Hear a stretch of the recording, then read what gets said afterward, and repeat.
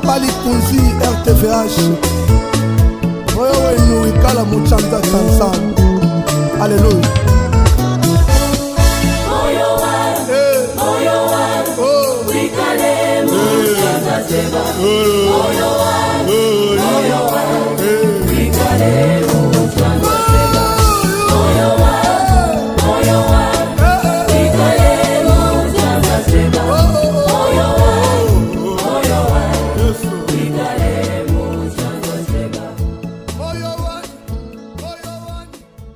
Shalom, shalom, bien-aimé dans le Seigneur. Shalom, balinga mikatinankolo, bisika nyonso, bozali kolanda biso. Tikete nkolo Yesu Kristo aebana kopambola bino banso.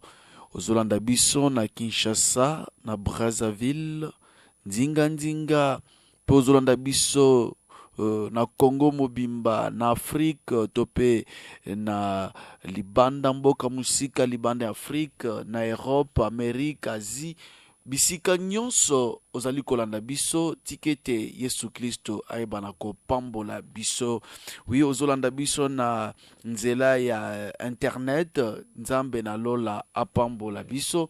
Bien-aimé, na kosenga na yo deja osabone kuna na internet pote oyeba na kozanga ka lisusu te ba moment oyo ya exhortation, ba moment oyo ya losambo, ba moment oyo ya communication ya grâce, moment oyo ya connexion divine.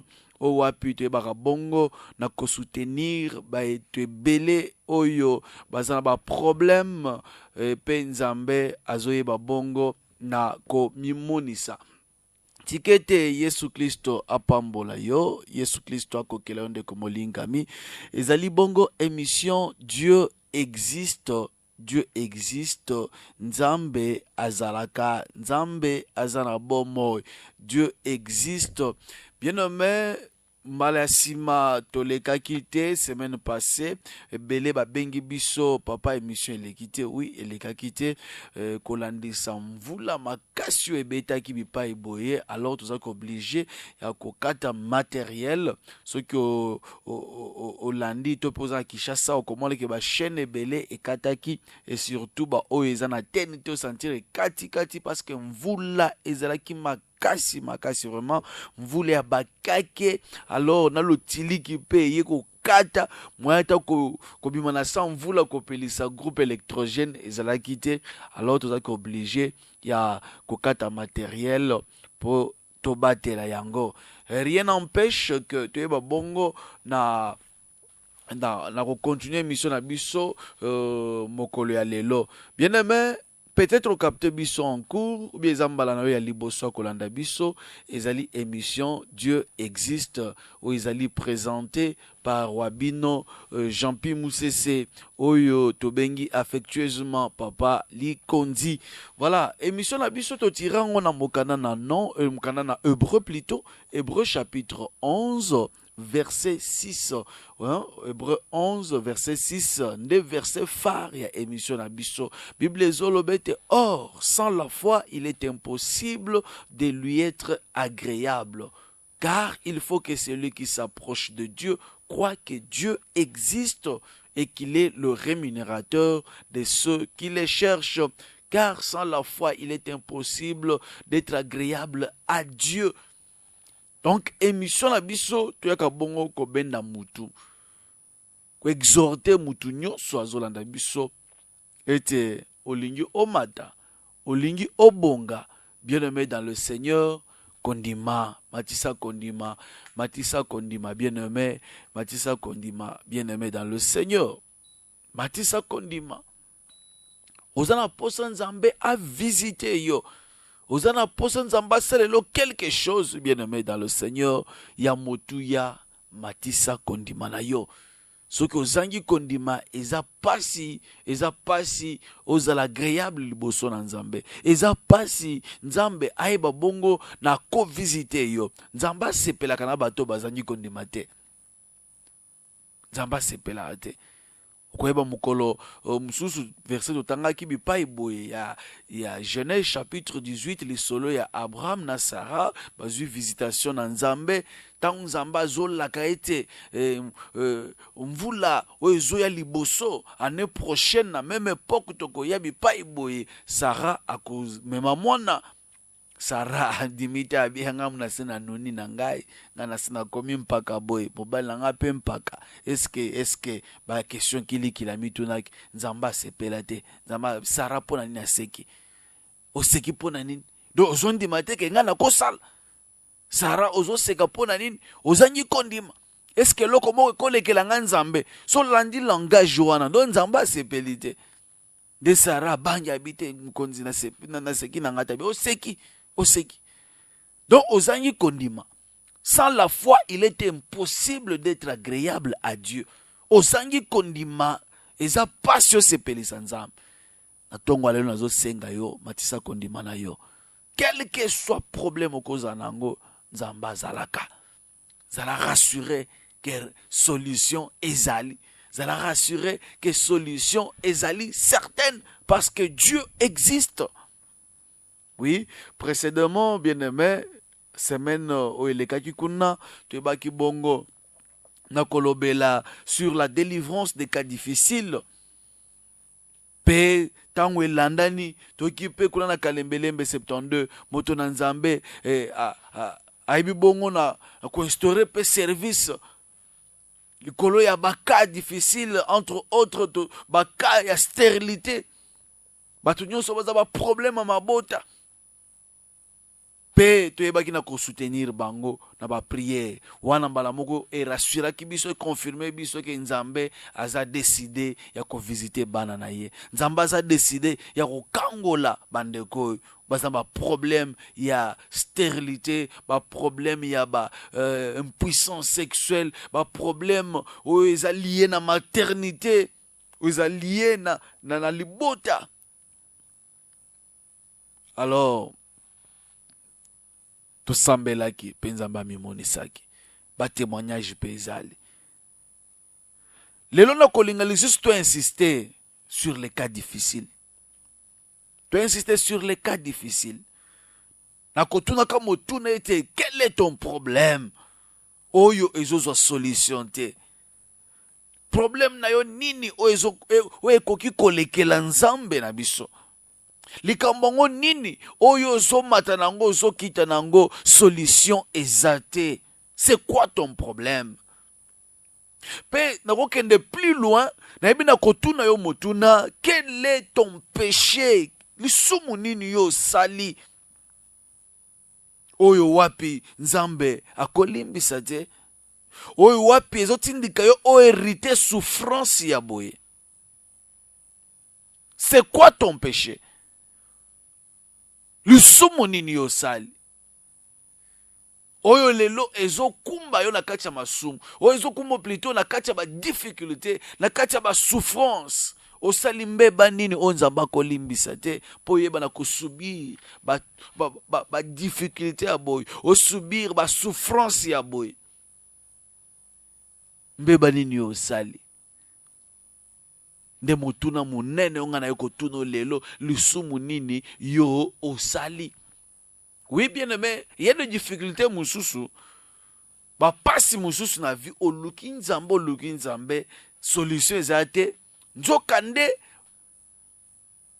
likambo tope source ya blocage oyo ezali endogène, c'est-à-dire ezouta na yo moko. Il y a un problème oyo sala tope salema la kati na famille na bino oyo lelo ezo bloqué famille mobimba o lelo ezo pekisa même Nzamba ayeba na kopambola yo o eza lokola obstacle lokola ebaka ndenge balobaka na lokota ebaka. Donc obstacle, barrière. Et telemi lokola barrière na nzela na yo. Pourquoi? Parce que salaka mbeba songolo. Parce que salaka likambo songolo. Yango nde eza la base ya échec na yo. Yango nde eza la base ya ba difficulté ozali ko traverser. Quel est ce péché que tu as commis? Oyo ezotindika Nzambe asalela yo te. oyo ekangi nzela po ete yo omata te, yo fongwama te. Lisumu nini yo osala oyo lelo ekangi mabota na yo. Mabota na yo. Ondeko moko mukolo moko aya azolela papa na ngai. Tango nazalaka mwana muke, tango nazalaki na jeune fille, na bandaka vi boy, nasalaka boy, papa nakendaki tina niveau ya kolongola zemi, papa lelo na bali na ko mukolo, papa nazokende 15 yango yo. Eske eza pona zemi na longolaka wana nde nzamba azopinir ngai, mama azolela. Donc, on sentir, na likamwana esali eti culpabilité na kati na ye, azomona comme si à partir likamwana nde nzamba kangele banzela. Ça peut être ça. Et koki pe kozala yango te, mais loko likambo esali makala, diable atika yo na mutu, culpabilité wana pe eboza moko na ebaka, moko na barrière ko empêcher yo au vivre loboko na nzambe. Donc komiko yo moko mosala examen de conscience ezali kambutele te. Est-ce que babituna ekomi ebele ozomituna lelo nga pe na tunyo motuna problème ango nini o nzamba akolimbisa te. Likambo ango nini yo osala, lisumu ango nini yo osala o lelo komelo barrière o etindiki na kati ya basouffrance ozovivre, blocage etelemeli yo, stérilité etelemeli yo, chômage, échec, pauvreté, makambo nyonso mabe wana etelemeli nde yo. Voyage osala oke libanda mboko, mais po ozwa ata mukanda problème bato baya nsima na bazwi mikanda, mais yo oza kaka ozotourne ti ekomisi mpe na motema mabe envers bato mosusu. Problème ango nini o nzamba akolimbisa te? Likambo ango nini o nzamba akopesa solution te? Bien-aimé, na kolinga tozonga nanu muke na Jean chapitre 8 verset 3 à 11. C'est ça le solo ya mwasi oyo bakangaki en flagrant délit. Bien-aimé, Bible ezolobete selo mobeko ye fallait baboma ye. Il fallait akufa. Na kota mbangu mbangu. Alors les scribes et les pharisiens, tout ça dans Jean chapitre 8 verset 3 tozokita. Alors les scribes et les pharisiens amenèrent une femme surprise en adultère et la plaçant au milieu du peuple. Ils dirent à Jésus: Maître, cette femme a été surprise en flagrant délit d'adultère. Moïse, dans la loi, nous a ordonné de lapider de telles femmes. Toi donc, que dis-tu? Selon mobeko ya mboka oyo, selon mobeko ya bakoko na biso, selon mobeko ya Moïse, basi ya boye il faut to boma. Basi ya boye il faut to lapider, to bambe mabanga ti akufi. Kasi yo olobi nini? Il disait cela pour éprouver Jésus afin de pouvoir l'accuser. Mais Jésus s'étant baissé, écrivant avec le doigt sur la terre, comme il continuait à l'interroger, il se releva et leur dit que celui de vous qui est sans péché jette le premier la pierre contre elle. Onana sumukate, onana azali sumute, amema libanga mutu aliboso abamba mwana mwasi oyo. Et s'étant de nouveau baissé, il écrivait sur la terre. Quand ils entendirent cela, accusés par leur conscience, ils se retirèrent un à un, depuis le plus âgé jusqu'au dernier. Et Jésus resta seul avec la femme qui était là au milieu. Alors, s'étant relevé et ne voyant plus que la femme, Jésus lui dit: Femme, où sont ceux qui t'accusaient? Personne ne t'a-t-il condamné? Elle répondit: Non, Seigneur. Et Jésus lui dit: Je ne te condamne pas non plus. Va et ne pêche plus. Bien aimé, moi, ce déjà mon bec, il faut akufa. Il faut pas bomailler. Il faut pas lapider parce qu'il a fait quelque chose en abomination avec leur loi. Oyo ezake bakangie na ekobo, asa le kobo. Il fallait pas bomailler. Tant nazo tanga resio esekisanga to nazo tanga ngo. Bandeko bazi mwasi baye na ye po baba mema banga. Mais mobali bakimisi ye ndeko na ba mobali bakimisi ye. La justice des hommes. bato a koteri. Wana eza jugement ya bato. Pour dire que jugement ya bato eza ya nzambe te. Jugement na yo eza ya nzambe te. Tu te dis déjà que souffrance na zana ngo eza parce que na sumuka ki eza parce que na sala ki ceci cela. Wana eza jugement na yo eza ya nzambe te. Mais jugement ya nzambe yango. Bien aimé. Mokolo moko na Luc chapitre 4 verset 18 à 19. Luc 4, 18 à 19, na kotangelo na lombangu to le kambangu mbangu. Luc 4, 18, 19. Bible zoloba Yesu na kati na temple azoteya. Azurulo afongoli. Abandi kotanga zoloba. L'Esprit du Seigneur est sur moi. Parce qu'il m'a oint pour annoncer une bonne nouvelle aux pauvres. Il m'a envoyé pour guérir ceux qui ont le cœur brisé. Pour proclamer aux captifs la délivrance et aux aveugles le recouvrement de la vue, pour renvoyer libres les opprimés, pour publier une année de grâce du Seigneur. Yoka musala Yesu ayelaki, musala Yesu ayakite pour na condamner batu. Ayakite pour abake non, lisumo ya sali ça va bo bambe mabanga kufa. Non. Non. Yesu ayaki te po abanda koloba ke mwasi lokola sumuki bo bambe mabanga kufa. Ndeko mwasi lokola longola kizemi ya kobotaka lisusu te. Osenga ba pardon. Mais ozene lokwa toujours na mutu na yo ke ya ezali zemi wanto longola kinde ya ngwana lelo nazo bota te. Likambo na salaki wana ya ngwana lelo ekangelenga nzela. Ça c'est le jugement des hommes. Wana za jugement ya batu. Est-ce que c'est un jugement à Jésus? Je ne crois pas. Non. Bible Zoloba Ayaki, l'Esprit du Seigneur est sur moi parce qu'il m'a oint pour annoncer une bonne nouvelle aux pauvres. Quelle est cette bonne nouvelle que je peux annoncer aux stériles si ce n'est que Memabana? Voilà la bonne nouvelle pour vous. Bonne nouvelle pour les pauvres, et belé. Bonne nouvelle pour la mouton malade, ils ont guérison. C'est ça la bonne nouvelle. Bonne nouvelle. Il y a mouton, ça n'a pas de problème. Et sa solution, c'est ça la bonne nouvelle. Aïe pour nous condamner. Jésus n'était pas venu pour nous condamner, bien-aimés dans le Seigneur. Serait plus loin, dans Jean 10, chapitre 10, le voleur ne vient que pour détruire, dérober, égorger. Mais moi, je suis venu pour donner la vie à ma brebis nanga, afin que mes brebis aient la vie et qu'elle soit dans l'abondance. Soyez là qui pour la couper ce biso bomo. Bukolo na soki aloba kaka boba mama banga na mwana mwasi oyo. Malamoko mission Yesu comme nul. Et comme nul soit ndi makaboba mama banga. Tobo maye parce que loi est lobby. Mission na ye comme nul. Wana ye po aboma.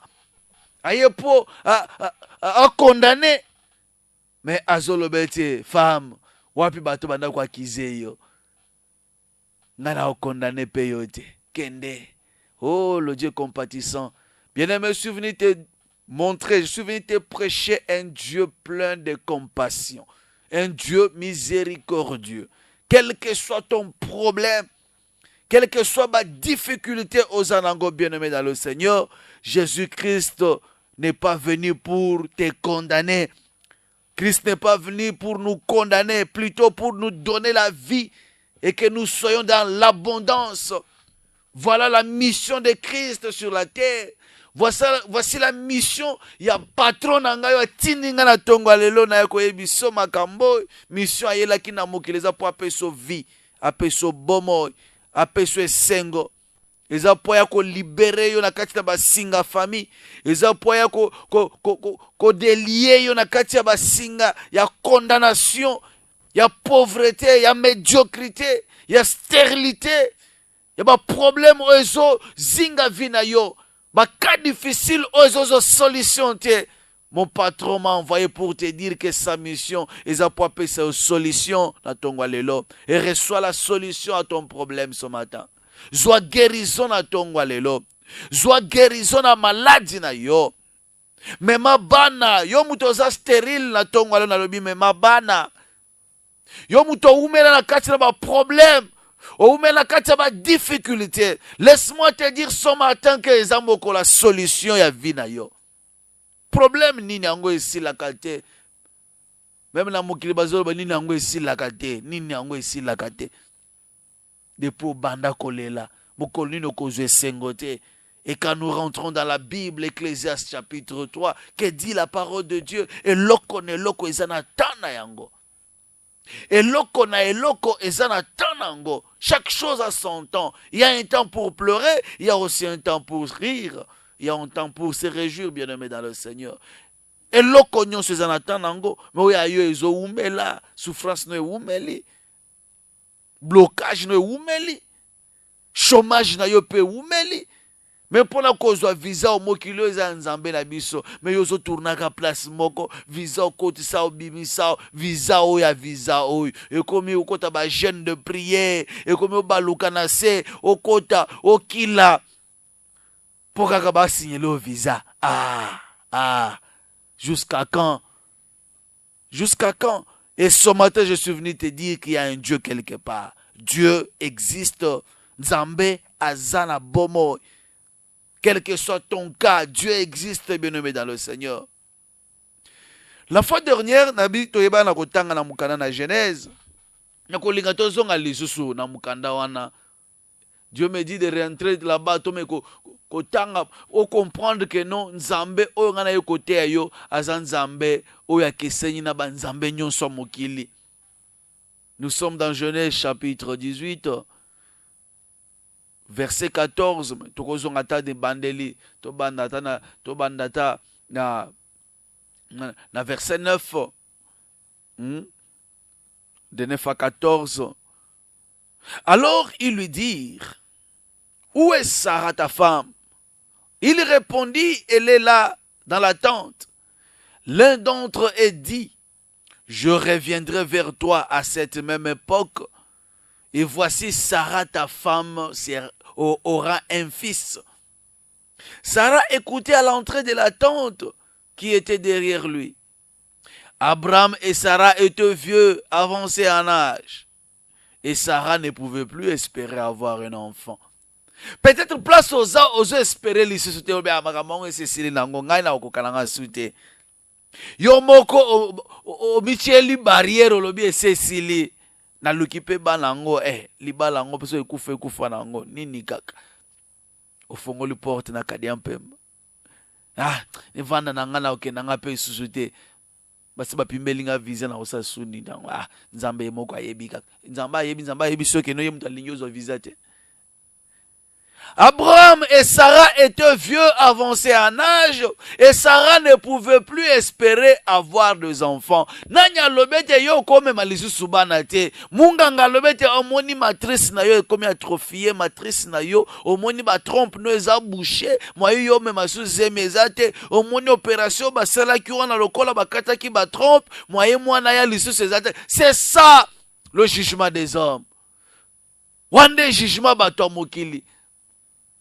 Bato mukili bayebi ko loba pe ko signer ko pesa pe na décision asuka on dirait pe décision asuka ngeza pa na bango te tango zoloba makambo nanga chaka virgule ko cha pointe onde kumoko ayeba bino bozi boche na point oro point eza nzambe likambo te loko boche point biso na grammaire to yekola ke soki phrase oche point phrase ezolanda ezobanda na lettre majuscule donc loko osochela kinga point bando ya famille loko bosobocha ki ba point na vie na ngai boyebete o ezobanda siko phrase asika ezobanda avec une lettre majuscule c'est-à-dire quoi ezobanda na vie ya elonga bino bocha kete na ko bonga te elongo na nzambe na zobanda vie asika la gloire de la deuxième maison balobakete yo comme mabana te balobakete yoko simba mbongo teme lokola nzamba lola fongoli vio yo zobana bakambwa sika ne zobana na vie na yo baokanga minoko. Le jugement des hommes et que c'est le jugement ya nzambe. Bible ezoloba na verset 12 que Sarah elle rit en elle-même na kati na ye bato yango penda est-ce que ngala kome masubana na ajo nga na komio vraiment mobana nga pa saleki âge nga pe ka so 90 ans ménopause deux fois déjà double fois ménopausée Pour ménopause, selon nous, moi, c'est nzamba sala nzoto moi si 45 ans déjà, ménopause est bandi, c'est-à-dire au comme ma sou banate, au kobota, comme ma sou zemite plutôt, voire même ba période no ko kende le sous-souté donc et kauki. C'est ça nzoto ya moi si. Et ça na délai nzamba tchela.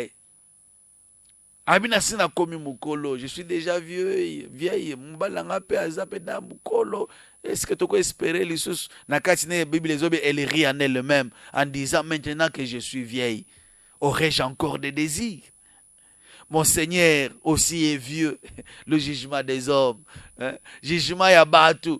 Est-ce que Nzamba est vieille? Est-ce que Nzamba lobete yoza déjà ménopausé? On est selon Munganga, à étudier notre amuta, le bec na âge pour ménopause. Mais est-ce que ça calcule Nzamba? Non. Nzamba Baloukele na verset 13. L'Éternel dit à Abraham, pourquoi donc Sarah a-t-elle ri? À ce qui est Nzamba moni. Bien-aimé, souviens tes prochains Dieu qui sonde les cœurs et les reins. Nzambe o mona quand même katina mutu. Même oyozo kanisa katina yowan Nzamba zo monango. Makambo milobela katina yowan Nzamba zo monango. Pe azo yebango. Ayeko loba na yo eske oyozo kanisa nde makanisa Nzambe? Dembo tuna Nzamba yoko tuna yo. Oyozo kanisa eske Nzamba kanisa na ngai? Eske ngamu na lobete okobota lisusu te? Eske ngamu na lobete okozwa su visa te? Est-ce que ngamu na lobete ko mema bana lisusu te? Est-ce que ngane mu na lobete yoko bika te? Oh sida oh est-ce que kosila mais vraiment Nzamba zo pinir nga est-ce que Nzambe mu talobika zo pinir yo potambola kama be? Le jugement des hommes. L'Éternel dit à Abraham, pourquoi donc Sarah a-t-elle ri en disant, est-ce que vraiment j'aurai un fils, moi qui suis vieille? Yo moko zo michela ba barrière, yo moko zo tchaba culpabilité katina yo, ozo kende ko limiter Nzambe na problème na yo, ozo limiter Nzambe pourquoi? Ozo limiter Nzambe pona nini? Ote papa omoni nenge tokendaka na ambassade wana soki dossier sali boye bako pesa lisusu te parce que yo moko michela limite. Est-ce que Nzamba lobi bon?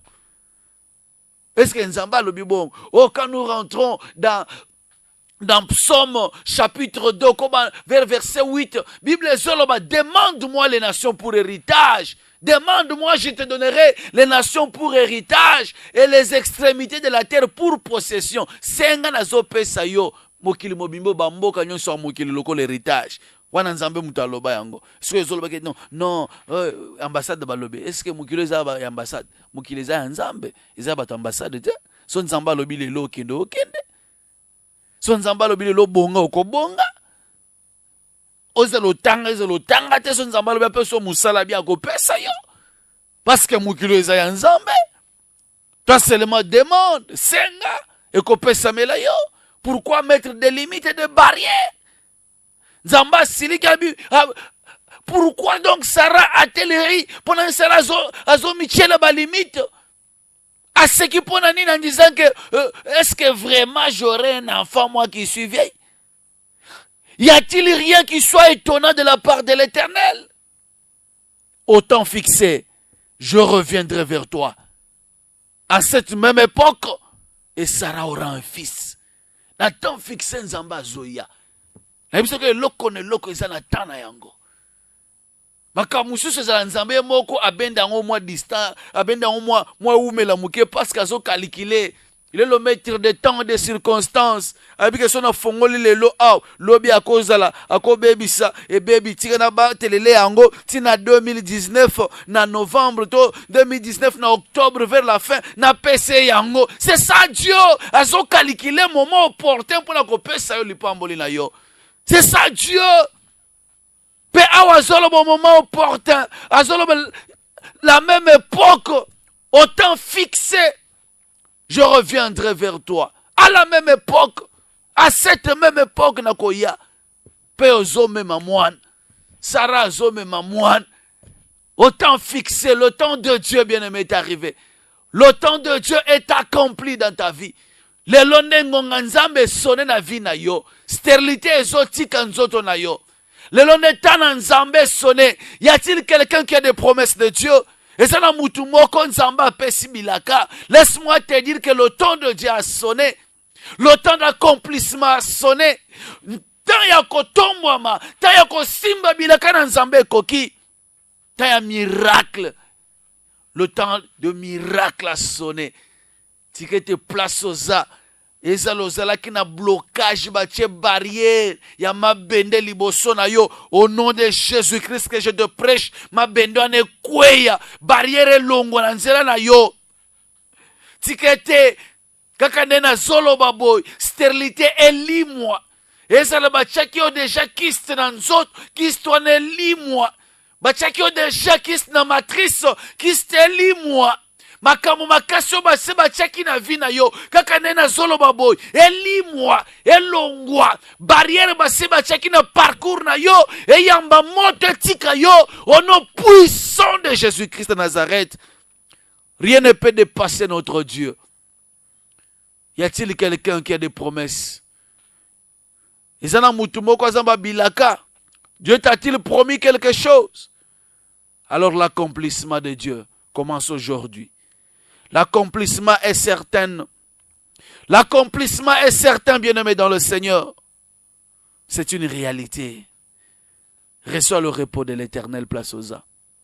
Yambe sengo. Yo mutokoma ki déjà mutuna milelo. Yambe sengo déjà.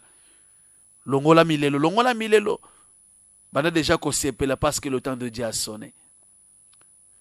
Vous avez déjà mouta kimia, le temps de la victoire de l'Éternel. Et kokisa mina katina vina yo. Tikete nzamba pambola bino. Faut te sambela ngongese kei. On va prier pour quelques cas. Toko soutenir bande kumi bale misatu. Oyo nzamba après destina qui déjà que toko sambela bango pona lelo. Bango ne tozo sambela pona bango. Pe miracle na bango izo kokisa malelo. Soki zayo okobenga déjà au kota. Et nous allons prier, nous allons déclarer des paroles. Paroles, il y a conviction, paroles, il y a victoire. Penzambe azo sal. Penzambe azo kangola. Penzambe azo visite yo. Pe changement ezo kota katina yo. N'a pas déjà numéro nabiso 09 98 28 18 89. Vous allez bandamboka au préfixe à RDC plus 243 99 828 18 89. 99 828 18 89. 99 828 18 89. Vous allez bandamboka numéro est na WhatsApp. Au côté message vocal na yo, et l'intention de prière na yo, requête na yo plutôt, au côté on a même na WhatsApp et nous allons prier et Dieu va faire quelque chose pour toi. Tous yamba des gens de comme Zanzela Singa. Allô? Allô? Voilà. Comme ndeko, ils ont le bon numéro au commune, hein, au Kobenga, et nous allons prier. Allô? 099 828 18 89. 099 828 18 89. Allô? Mbote papa, comment on a yo benji wapi? Lobama makasi? Pascal na monga fula. Oui, toujours kayo.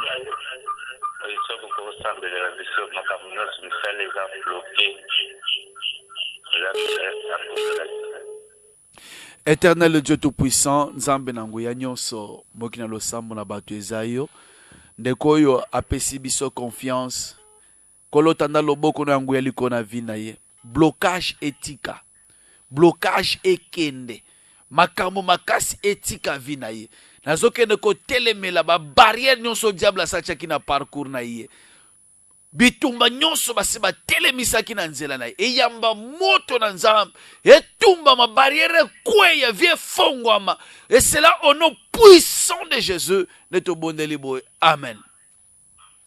Kolako kela yondeko 099 828 18 89.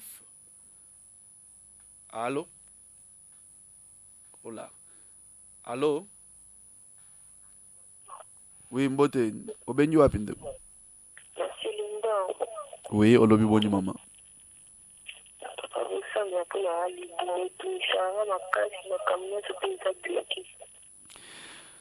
Tosambeli. Kolo nzambe na nguya tanda loboko liko na ndeko. ba douleur nyonso ezala etungisaka ye na libumu.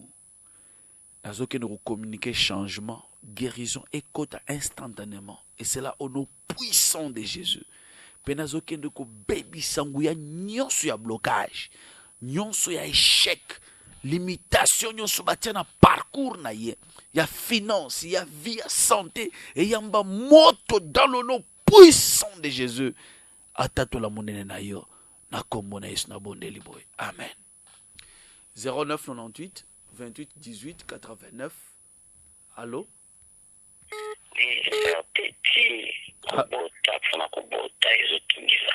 Allô? Allô? Tozoyoka yo mama loba. La maman Betty. Kuna kubota tezango na bali na botite.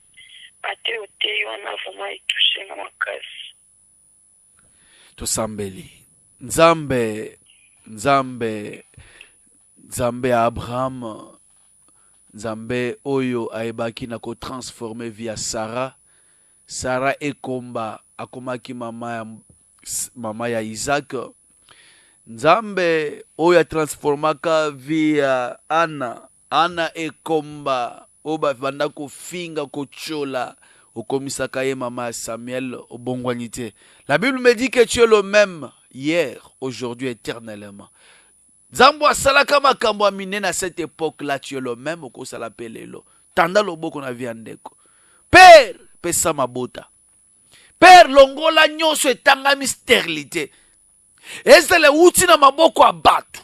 Ezale uti wapi. Nazana posta koyeba origine na yango te. Mais la prière nanga ezale te changement ekota na nzoto. Atato la monene na yo. Et c'est là dans le nom puissant de Jésus.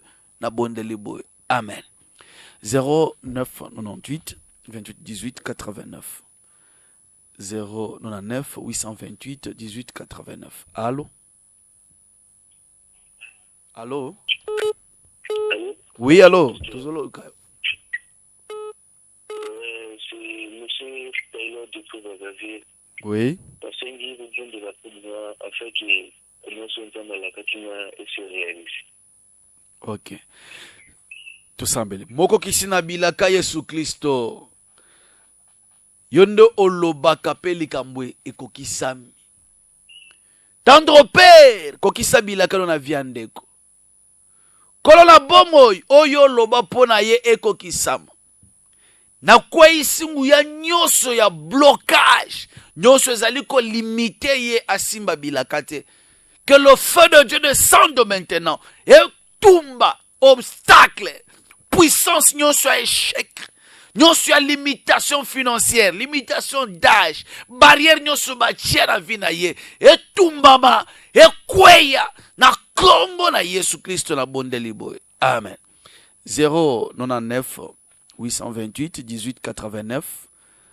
099 828 18 89. Wande numéro na biso. Tuzape na barekete belé. Obande ko bakomela ki biso. Tolaka ki bango ke tukosambela pona bango. Et on va prier. Yom totinda ki requête non na vocal, na message vocal. Tozwa ki yango. On va prier pour ça. Allô? Allô? Oui, olobi bonde.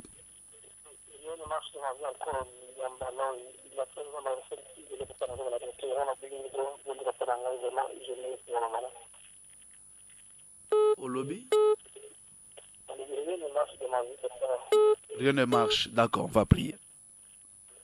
Seigneur, Nzambe Nanguya, Boko Kisnabila Kezayo. Éternel Dieu est en ta main.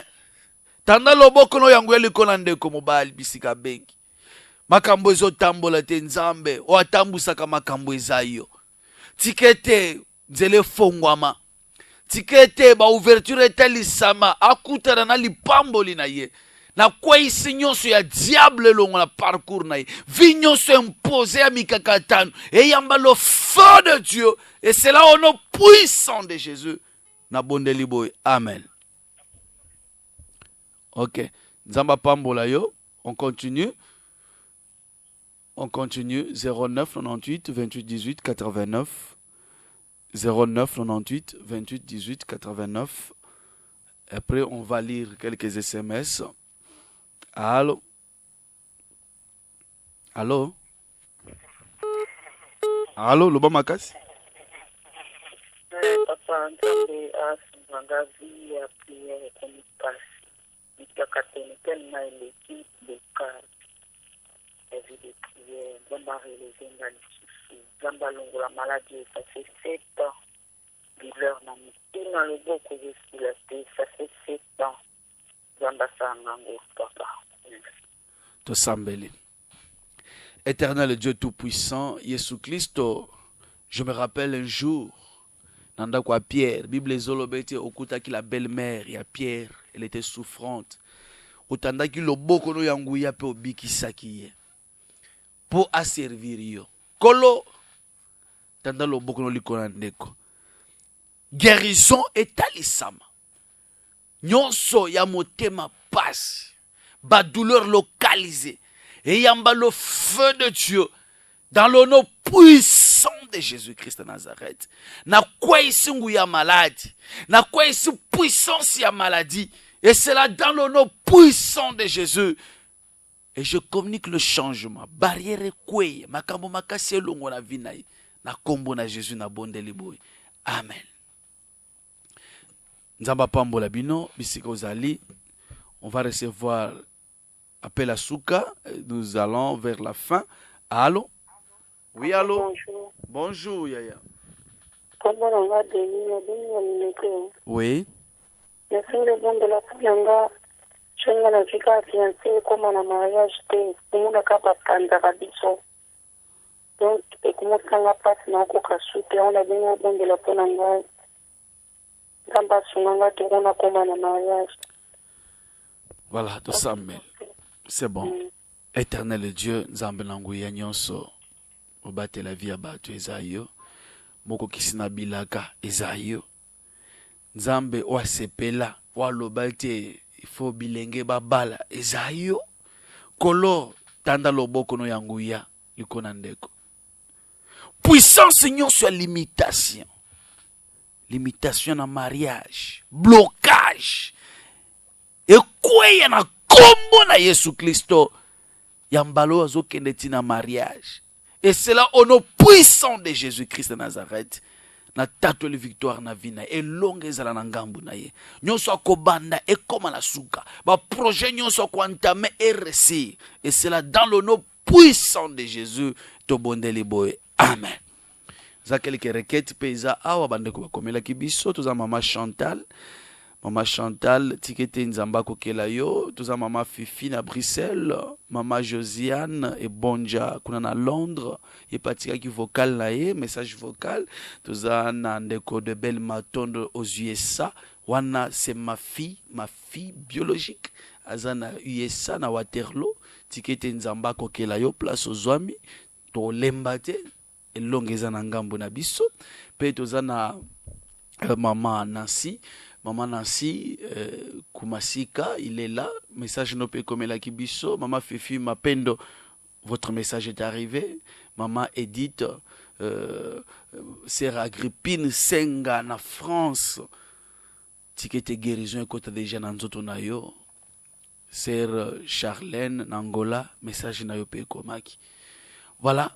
Yo pe muto landa kabiso zolanda biso zali banda mboka à partir ya YouTube tsoko landi biso tika message vocal na yo requête na yo toko yoka yango toko sambela pona yango ndeko toko sambela pona yango parce que nzambe la biso azana bomoy pe ba témoignage zolanda on va prier kolo nzambe na nguya mobate la vie à batu libanga la bileko. Je recommande maman Chantal entre sainte main tikete blocage financier et longo na vinaye. Blocage financier. Onyo sur chômage basi batie na vinaye. Via passe et longo. Kolo assisté. Abondance et comme la vinaye. A manipuler ba montant tirel ko manipuler te. Éternel a recommandé pende ko fifi na Bruxelles. Nzambe na bomoy. Bitumbe kweya vignon se imposé et longo na parcours na ye victoire ezala na ngambo na ye Père éternel na recommander Mama Josiane Bonja. Kolo mwana na ye o diable alinga banda ko mema na dimension mususu. O diable alinga perturber existence na ye. Père éternel nazo poussa ne pas na ko recommander yo mwana na san loboko na yo. Kolo tanda loboko no yangu ye likolo na Kenan Jafet. Kolo tanda loboko na yo. Vignon sur mikakatan ba mauvais so o basiba bwakeli mwana o nazo kweisango au nom puissant de Jésus. Tikete mwana azali une bénédiction pour sa famille. Azala la source ya bénédiction azala nzeta pio pour la libota. Et c'est là dans le nom puissant de Jésus. Éternel est entamé sur ma fille de belle. Kolo nyonso au diable azokana. Nyonso au diable azokana pour baby sa vie na ye. O nyonso baseba tena parcours na ye, puissance ya limitation, puissance ya échec. O nyonso ba mauvais sort et yamba le feu de Dieu, esprit de mort, libère sa vie, esprit impur. Na kombo na Yesu Kristo. Tendre Père, na recommandé maman Nancy, na sana loboko na yo Père tout puissant. Yahweh, tanda loboko na yangu liko na mobali na ye. Bitumba na musala. Kolo longola bitumba oyo pesa bango victoire. Victoire ezala na ngambu na bango. Barrière, blocage, makamu makasi nyonso ezolanda bango pe elongwa ekweya. C'est là dans le nom puissant de Jésus. Yahweh batato la monene na yo. Bakoma source ya bénédiction Père pour na batu ebele. Et c'est là dans le nom puissant de Jésus-Christ. Éternel, je recommande la sœur Fifi Mapendo en tes saintes mains. Kolo nazo kwesa nguya nyonso ya célibat. Puissance nyonso ya molili. O diable a impose ye. Et yamba le feu de Dieu. Et libérer nzoto na ye na kombo na Yesu Kristo. Yahweh Paul etalisam. Blocage kweya. Mobile ne a rejoindre bisika zwami na mboka France. Blocage kweya. Ma ouverture etalisam. Dans le nom puissant de Jésus-Christ. Je recommande maman Edith en tes saintes mains, Seigneur. Fongola musala na ye Père tout puissant. Harmonie pe conjugale zonga. Blocage longwa. Et Seigneur, sepeli sa bango Père éternel. Et sengwe zonga na libota oyo. Bakamu makase tika pe vina bango. Dans le nom de Jésus-Christ de Nazareth. Yahweh, je recommande la sœur Agrippine en tes saintes mains. Père, Namboka France. Malade oba imposa ye, ya diabète. Et yamba le feu de Dieu. La Bible me dit que par tes meurtrissures nous sommes guéris. Yahweh tikete guérison ekota na kati na nzoto andeko. Esprit de mort, libère sa vie au nom puissant de Jésus-Christ. Na communiqué longa, changement, miracle za ngambu na ye. Kolo na recommandé ndeko Charlène Angola na san loboko na yo. Assisté mobile na ye Seigneur. Bitumba nyonso ezoluka bango. Ezala nul sans effet. Nyonso diable azokana likona mobile na ye. Et yamba le feu de Dieu. Et c'est là dans le nom puissant de Jésus. Na tato le longa Père. Miracle na yo accompagné ba. Na kombo na Jésus. Neto bonde liboy. Amen. Voilà tout ce qui a wapona lelo. Nzamba pambola. Nzamba pambola. Ndeko Albert Kanga atiki pe message. Hein? Nzamba pambola ndeko Albert Kanga. Papa Albert Kanga. Nzamba etanda loboko likolo na papa. Nyonso etanga mibitumba. Yaba difficulté. Échec. Nyonso diable azo imposer likolo na vina. Yamba le feu de Dieu. Vi nyonso imposer.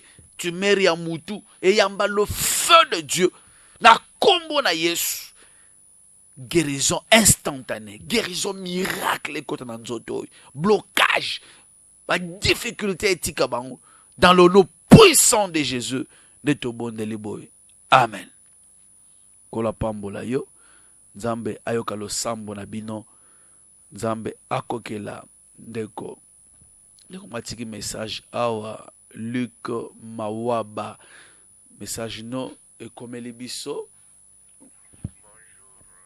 Message de comme l'émission, on va lire ça à tête reposée. Yo kango tikete nzamba yo kalo sambo na yo abundelo déjà bitumbango, hein, abundelo bitumbango déjà qui mène à Wenzambe et à la partage nabino. Voilà, nous sommes arrivés à la fin na matadi pe na moni ba message ya matadi ekomeli biso voilà nzamba pambola akokela prophète Mardoché Kalambai Walesa Kalambai wa Mungu le chasseur de démons. Nous sommes ensemble mon frère nzamba kokela yo voilà nzamba pambola bino prophétesse Grâce nzambe pe amona yo. Pendant les lotos suki awa ngonga zangonga la média, mais signa déjà que le temps c'est comme une souka. Merci beaucoup Nabonyo Sobalanda Kibiso. Vous avez une requête, un problème. Tikela biso message vocal. Komata au coma et nous allons lire ça. Petoko sambela pona yo. Bien aimé to me makape ba message na ngomba to sambelaka. Il y a des prophètes au bazo pesa biso pe ba directive ba orientation ezo sunga pe ba tu ebele. Tikete nzamba pambola bino bisika bolanda kibiso. On va prier, on va clôturer. Seigneur notre Dieu, te pétion merci. Merci parce que obandaki na biso petala nengo sukisi na biso. Toi l'alpha et l'oméga. Que le règne te revienne à jamais, Seigneur notre Dieu. Kolo le sambo nanga izalete mutu nyos oya bengi na wazalaki na intention ko benga mema koki ezate yonde mutu yebaka ba problème ya batu tikete changement ekota solution epesa mena bango moko pe mosusu bisika nyonso bazwami ba vivre grâce na yo et c'est là dans le nom puissant de Jésus. Yahweh biso peut te recommander na sena grâce na yo père tanda loboko no yanguya ya protection ezala likolo technicien wazake longo na biso père Yahweh tanda loboko no yanguya Yahweh fongola bikuko ekangamaki Yahweh nazo kweisa blocage échec vi nyonso imposé ezala nul sans effet nyonso ba retour ya ba attaque ezala nul sans effet au nom puissant de Jésus. Que ta grâce nous accompagne père dans nos foyers et c'est là pour ta seule gloire, nous t'avons ainsi prié. Au nom de Jésus-Christ. Amen. Merci beaucoup. Merci na Miguel Nkongolo, Ozaki na réalisation. Et quant à moi, je vous dis, restez scotchés, restez branchés sur la fréquence charismatique et vous ne serez pas déçus. Tolobi, ciao.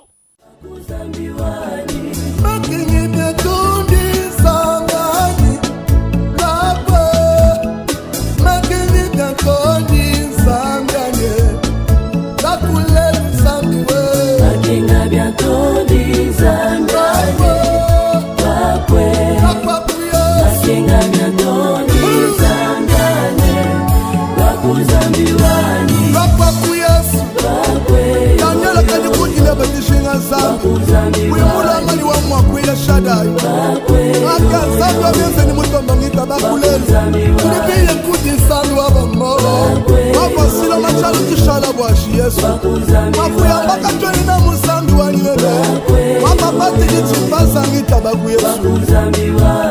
Papa Fortune Tumba, Aigle, Papa Likunzi RTVH, Oyo Wenu Ikala Muchanta Tansan. Alléluia.